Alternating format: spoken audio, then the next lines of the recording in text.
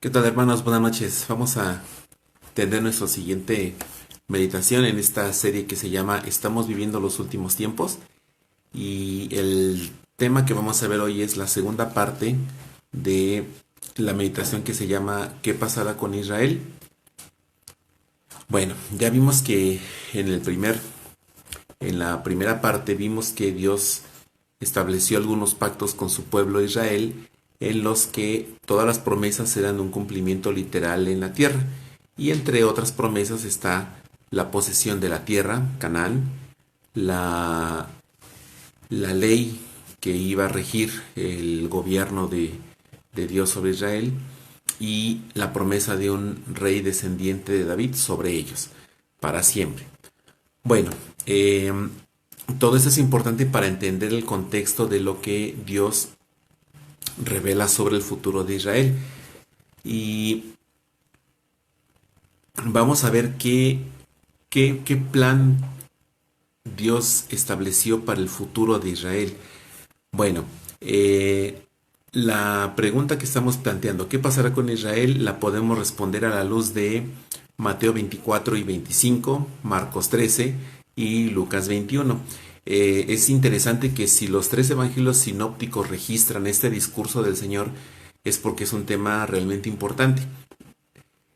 ¿Por qué es importante contestar esta pregunta? Bueno, pues porque mucha de la revelación bíblica profética está dirigida al cumplimiento del pueblo de Israel.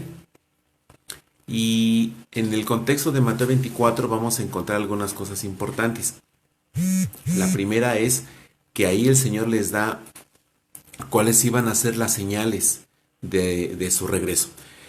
Ahora, es algo importante también, es que este discurso fue dirigido a judíos, fue dirigido al pueblo de Israel y fue dado por el Señor 2 días antes de su muerte. Todo esto lo encontramos ahí en Mateo 21 hasta el 26. Bueno, para estar un poco en contexto de Mateo 24 y 25, que es donde nos vamos a basar principalmente para estos estudios. Si usted ve por ahí desde el contexto del capítulo 21 de Mateo, va a encontrar que el Señor cada vez experimentaba mayor rechazo, mayor oposición de parte de los líderes religiosos. Por ejemplo, en Mateo 21, del 12 al 13, el Señor expulsó, después de entrar triunfalmente a Jerusalén, el Señor expulsa a los vendedores del templo. En Mateo 21:15, los sacerdotes y los escribas se indignan con él porque escuchan a los jóvenes decir, hijo de David, y se enojan con él. Mateo 21, 23 al 27, los sacerdotes y los ancianos cuestionan su autoridad. Le preguntan, ¿tú con qué autoridad haces esto? Y el Señor les responde con otra pregunta. Bueno, ustedes díganme, ¿el bautismo de Juan era de Dios o de los hombres? Los hombres, los sacerdotes no quisieron contestar y Jesús tampoco les contestó. Bueno, Mateo 22 del 15 al 22. De hecho, Mateo 21, 31 al 46, encontramos la parábola de los labradores malvados, donde el dueño de la tierra iba a mandar a su hijo y finalmente los labradores mataron a su hijo. En Mateo 22, 15 al 22, los fariseos y los herodianos cuestionan al Señor sobre el asunto de si era bueno dar o era correcto dar tributo al César. En Mateo 23 al 33 encontramos que los saduceos, otro partido religioso de los judíos, los saduceos y le cuestionan a Jesús sobre la resurrección. En Mateo 22, 34 al 40, los fariseos y los saduceos se juntan y le preguntan al Señor cuál es el principal mandamiento. En Mateo 23, del 1 al 36, el Señor se lamenta sobre los fariseos, sobre los escribas, y les llama por lo que eran realmente, hipócritas, guías ciegos, que eran como tumbas blancas que se resplandecen por fuera, pero por dentro están llenas de podredumbre. Entonces, el Señor enfrenta una oposición cada vez mayor a su papel como Mesías. Y en Mateo 24, 23, del 37 al 39, el Señor endecha, se lamenta, llora sobre Jerusalén y dice, Jerusalén, Jerusalén, cuántas veces quise juntar a tus hijos como la gallina a sus polluelos, pero tú no quisiste. El Señor había sido rechazado por su pueblo. El pueblo de Israel sabía quién era Jesús, pero pues aún así pues ellos no lo quisieron. Y los sacerdotes de los fariseos sabían que Jesús hablaba de ellos. Por ejemplo, si ves rápidamente ahí en Mateo 21, 45 al 46, dice, Mateo 21, 45 al 46, dice ahí, dice, y el que cayere sobre esta piedra será quebrantado, y sobre quien ella cayere le desmenuzará. Y oyendo las parábolas, los principales sacerdotes y los fariseos entendieron que hablaba de ellos. Es notorio, ¿no? Como los fariseos y los escribas sí entendían las cosas. Entonces, sabían que estaba hablando de ellos. Bueno, cuando sale Jesús del templo, todo esto aconteció en el templo. Todo esto sucedió en el templo. En Mateo 24 dice que cuando salieron del templo, los discípulos le enseñaron, bueno, maestro, mira los edificios en Marcos 13 y en Lucas 21. Dice que los discípulos le enseñan el templo, las piedras. Para este tiempo, el templo que estaba construyendo Herodes ya llevaba alrededor de 20 años que se estaba construyendo y estaba ya en su parte final. Dicen los que saben que este templo tenía piedras, bloques de piedra de más de 10 toneladas que fueron insertadas sin utilizar ningún tipo de cemento. O sea que eran tan pesadas y el corte tan preciso que solamente uniéndolas quedaba firme. Para destruir algo así se necesitaba una verdadera intención de aniquilar toda la construcción. Bueno, los discípulos le dicen a Jesús, mire Señor, pues el templo está bien, yo creo que no es todo está tan mal como se los dijiste a los fariseos. Pero el Señor les dice, bueno, ven todo lo que está ahí, pues deben saber que no va a quedar piedra sobre piedra. Eso lo encontramos en Mateo 24 del 1 al 2. Y Jesús les asegura en el versículo 2 la destrucción total, no nada más de Jerusalén, sino del templo. Era tan grande, tan majestuoso el templo que para destruirlo se necesitaría realmente una gran fuerza militar para destruir ese templo, cosa que finalmente sucedió. Ahora, los discípulos se quedan desconcertados porque los discípulos también sabían que Jesús era el Mesías y los discípulos también sabían que Jesús era el rey que había sido prometido. Entonces los discípulos dicen, bueno, a ver, ¿cómo puede ser esto? Señor, ¿van a destruir el templo? Pero si el templo es destruido, si la ciudad es destruida, ¿en qué vas a gobernar? Los discípulos estaban convencidos que Jesús era el Mesías y que iba a reinar, pero ahora el Mesías les dice que la ciudad y el templo iban a ser totalmente destruidos.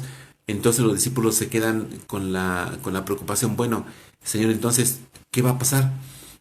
Si destruyen todo esto, ¿dónde vas a establecer tu reino? O bueno, si tú te vas a ir y vas a regresar, ¿cómo vamos a saber que ya vienes a reinar? Los discípulos realmente tenían una confusión sobre esta situación y por eso le hacen 3 preguntas al Señor. Ve ahí en Mateo 24, también se registran en Marcos 13 y en Lucas 21, pero vamos a basarnos en Mateo 24.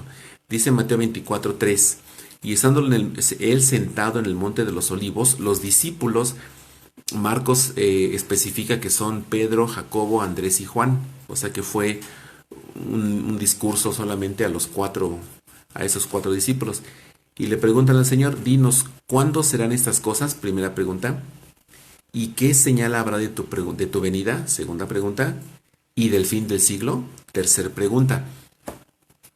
Los discípulos hacen 3 preguntas sobre el regreso del Señor, sobre el establecimiento de su reino. Los discípulos no podían concebir un rey sin ciudad, sin templo. Recuerden que el templo para los judíos representaba la presencia de Dios en ellos. Bueno, entonces el Señor les responde, pero no les responde en el orden que ellos hacen las preguntas. El Señor responde la primera pregunta en Lucas 21, 20 al 24, la tercera pregunta en todo Mateo 24 y la segunda pregunta en la segunda parte de Mateo 24. O sea que el Señor responde las preguntas no en el orden que las preguntaron los discípulos. Se las responde como ellos necesitaban saberlas. Bueno, como vamos a seguir nosotros aquí el orden en que están hechas las preguntas, vamos a ver la respuesta que da el Señor a la primera pregunta de los discípulos. La primera pregunta es, ¿cuándo serán estas cosas? Bueno, El Señor dijimos que esa pregunta no está registrada, la respuesta en Mateo 24, pero sí está registrada en Lucas 21. Entonces vamos rápidamente a Lucas 21, versículo 20 al 24. Es el pasaje paralelo, es el mismo evento, pero narrado por Lucas. Dice en Lucas 21, 20.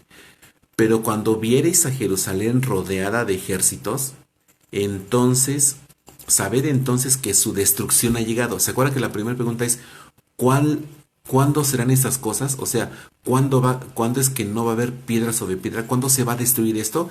El Señor le responde en Lucas 21, 20. Pero cuando viereis a Jerusalén rodeada de ejércitos, sabed entonces que su destrucción ha llegado.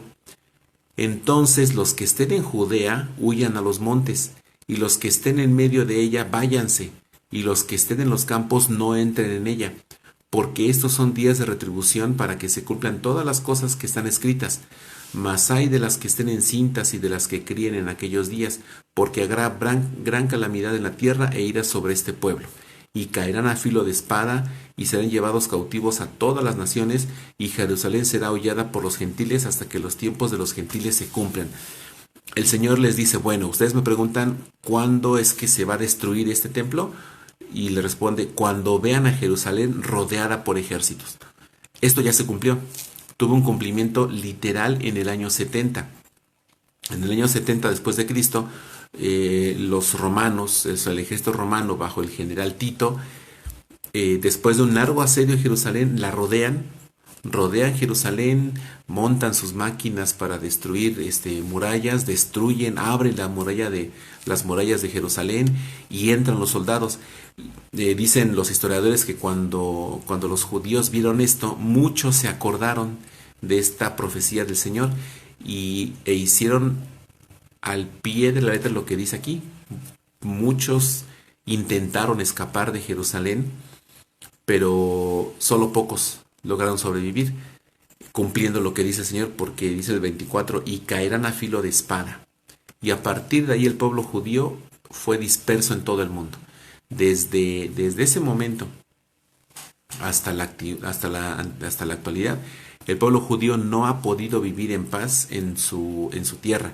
Bueno, y esto fue por el cumplimiento del Señor. Entonces, en el año 70, el ejército romano entró a Jerusalén y describen ahí los historiadores pues una verdadera pues masacre de los romanos hacia los judíos. Los judíos prácticamente estaban peleando casa por casa, defendiendo sus casas, sus familias, pero la mayoría de ellos fueron muertos. Hubo una destrucción terrible, no quedó nada del templo y los judíos sin duda recordaban esas palabras del Señor. Cuando vean a Jerusalén rodeada, entonces huyan. Dice el Señor, váyanse, no regresen a su casa por nada, así como están. Es un lamento especial por las mujeres que estén embarazadas y que tengan niños pequeños, pues sin duda debió haber sido algo terrible, ¿no? Bueno, pero esto, aunque se cumplió literalmente, aunque se cumplió textualmente, también esto va a tener un cumplimiento, es la sombra de un cumplimiento mayor. Vamos a ver lo que dice Zacarías 14. El profeta Zacarías también profetiza sobre no la destrucción de Jerusalén por los romanos, pero sí la destrucción de Jerusalén por las naciones gentiles cuando sea el tiempo de la tribulación. Ve ahí en Zacarías 14, 1 al 2. Ya hemos dicho que muchas profecías tienen una sombra de un cumplimiento, digamos, a corto plazo y un cumplimiento total a largo plazo. Bueno, pues esta destrucción de Jerusalén fue una sombra de una destrucción mayor. Ve ahí Zacarías 14 del 1 al 2, dice, he aquí el día de Jehová viene, y en medio de ti serán repartidos tus despojos, le está hablando a Jerusalén, porque yo, Dios, porque yo reuniré a todas las naciones para combatir contra Jerusalén, y la ciudad será tomada, y serán saqueadas las casas y violadas las mujeres, y la mitad de la ciudad irá en cautiverio, mas el resto del pueblo no será cortado de la ciudad. Sin duda también eso estaba en la mente de los judíos cuando los romanos entraron a destruir la ciudad. Sin embargo, en esa destrucción terrible no se cumplió en su totalidad Zacarías 14 del 1 al 2. Si seguimos leyendo este capítulo vamos a encontrar un cumplimiento todavía más allá, un cumplimiento que no ha sido llevado en su totalidad en forma literal. Entonces, la exactitud de esta profecía que dijo el Señor nos permite ver cómo realmente la profecía debe entenderse literalmente, porque literalmente es como se cumple. Entonces, cuando los discípulos preguntan ¿cuándo serán esas cosas?, se refieren a cuándo iba a ser destruida la ciudad, cuándo iba a ser destruido el templo. El Señor les contesta en Lucas 20, cuando vean rodeada la ciudad de Jerusalén, entonces huyan. Esto sin duda se cumplió en el año 70 y entonces quedan dos preguntas por responder. ¿Cuál va a ser la señal de la venida del Señor y la señal del fin del tiempo? Bueno, pues esas dos las responderemos en las meditaciones siguientes. Por el momento nos debemos quedar con el entendimiento de que este discurso será cumplido literalmente sobre Israel, así como se cumplió la primera parte, la destrucción por parte de los romanos. Con esa misma precisión, con esa misma exactitud, las otras dos preguntas se van a contestar. Entonces, hermanos, pues les invito para que en las siguientes meditaciones podamos seguir estudiando las respuestas a esta pregunta. ¿Qué pasará con Israel? Pues vamos a ver lo que dice la palabra del Señor. Que el Señor les bendiga, hermanos.